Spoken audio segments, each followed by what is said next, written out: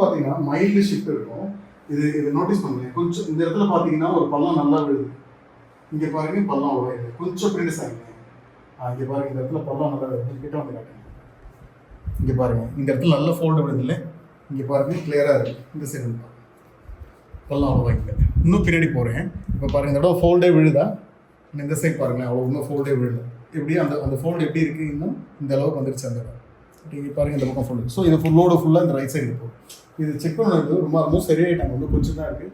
But நீங்கள் அதை பார்க்கும்போது உங்களை நீங்கள் வந்து ஸ்பாஷர் கரெக்டாக தான் பாருங்கள். லேட்டரான ஸ்டேஜில் ஒரு ஸ்கால் தெரியுது, ஒரு பக்கமாக இருக்குது, கை தூக்கு ஒரு பக்கமாக பிடிக்குது, ஒரு சைடாக இருக்கிற பாடி மட்டும் சில பேர் வலிக்கும். இது எல்லாமே இந்த பாஸ்டரல் சிண்ட்ரோமாக இருக்கலாம். இது கொஞ்சம் கொஞ்சமாக என்ன ஆகும், டிஸ்ஃபங்க்ஷன் சிண்ட்ரோமாக போகும். டிஸ்ஃபங்க்ஷன் சிண்ட்ரோம்னா என்ன ஆகும், லேட்டரான ஸ்டேஜில் வந்து இது டிஃபார்மேஷனாக போயிடும். லைக் இதெல்லாம் பிடிச்சிக்கும். அப்புறம் நீங்கள் ட்ரீட்மெண்ட் கொடுத்தா தான் சரி.